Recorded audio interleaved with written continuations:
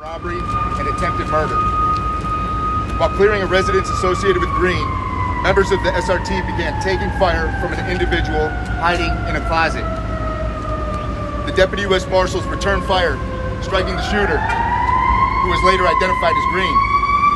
A task force medic rendered first aid, but Green was later declared deceased.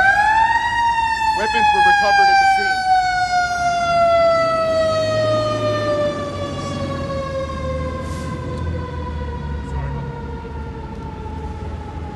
So as I stated previously, weapons were recovered at the scene. One Deputy U.S. Marshal was shot and seriously injured. The task force members evacuated him from the scene with gunshot wounds to the University of Maryland R. Adams Cowley Shock Trauma Center. The Deputy U.S. Marshal is currently out of surgery and receiving critical care by the wonderful staff at Baltimore Shock Trauma. The entire U.S. Marshal Service family paused this morning to pray and hope for a positive outcome for our Deputy Marshal and his family. The injured Deputy Marshal is a member of our Special Operations Group and a veteran of the United States Marine Corps. Due to privacy and other concerns, the U.S. Marshal Service will not identify officers involved in the shooting before the conclusion of all investigations into the matter. The shooting investigation will be conducted by the Baltimore Police Department. I just wanted to say thank you to the Baltimore Police Department and to the Mayor's office and to the Shock Trauma for all of the support that they've given to us. I want to thank Chief Brandt and Chief Silverman and Assistant Director Smith for just all the support that the Capital Area Regional Fugitive Task Force has received today. And now I'd like to turn over the dice to Commissioner Harrison from Baltimore PD. Sir. Thank you and good afternoon. Our thoughts and prayers are with the U.S. Marshal who's now recovering. We certainly pray for a full and speedy recovery. Special thanks as always to Dr. Scalia and his team for the work they're doing, and thank you to the U.S. Marshals for their partnership. We can confirm that the warrant was obtained by our detectives for 30-year-old Dante Green. Mr. Green was wanted on a total of 19 charges to include attempted murder, armed robbery, and handgun violations. On Saturday, January 30th, Mr. Green fired at BPD officers at a grocery store in the 5600 block of the Alameda. Since then, our warrant apprehension task force have been actively looking to apprehend Mr. Green. Their investigation led them to the home in the 1400 block of North Mount. Mr. Green was deemed a high-risk fugitive, and our detectives were assisted by our federal partners, the U.S. Marshals. After knocking and announcing themselves, the Marshals made entry into the home, where they were encountered and were fired upon by the suspect.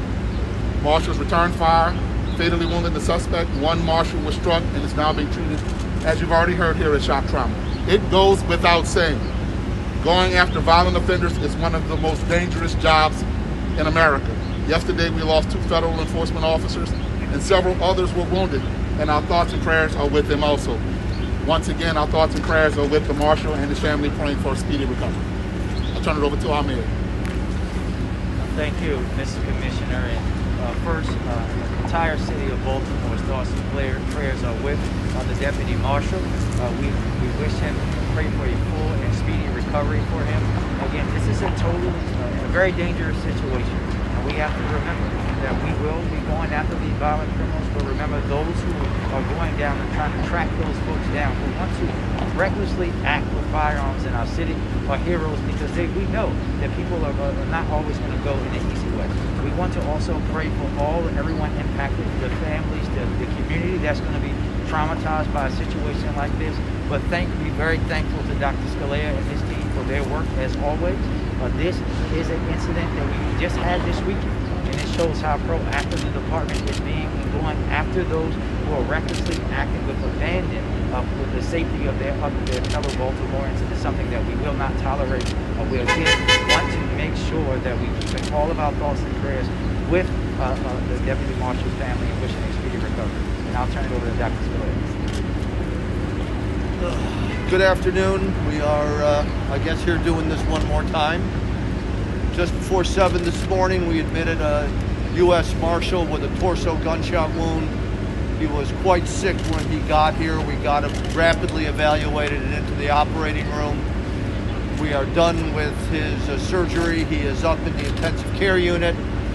but still on life support. He has gotten and will continue to get the 150% that is the Shock Trauma Center. We're very hopeful, but you just never know. It's just too early.